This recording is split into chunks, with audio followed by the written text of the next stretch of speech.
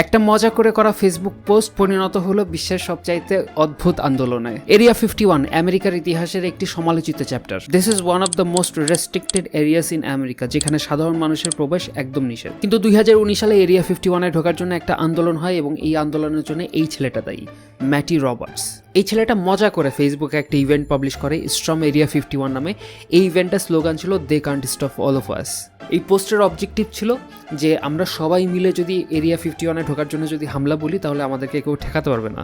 And guess what, এই মজা করে করা ফেসবুক পোস্ট রাতারাতি ভাইরাল হয়ে যায়। 20 লক্ষেরও বেশি মানুষ বলে যে হ্যাঁ আমরা যাবো এরিয়া 51-এর উপর হামলা করতে। মানুষের এই আগ্রহ দেখে ইউএস মিলিটারি ঘোষণা দেয় যে যদি কেউ এরিয়া 51-এ ঢোকার চেষ্টা করে তাহলে তাকে শাস্তি দেওয়া হবে। সরকার আতঙ্কিত, সেনারা সতর্ক এবং মানুষ সত্যি সত্যি এলিয়েনের কস্টিউম পরে নেভাদা মরুভূমির দিকে রওনা দেয়। শেষমেশ কেউ এরিয়া 51-এর ভেতরে ঢোকে নাই, বাট সবাই মিলে গান বাজনা করে সেলিব্রেশনের মাধ্যমে এই আন্দোলনটা শেষ করে। খুব সুইট একটা আন্দোলন ছিল। আপনারা কেউ এরিয়া 51-এর উপরে ফুল ভিডিও চান কিনা প্লিজ আমাকে কমেন্ট সেকশনে জানাবেন।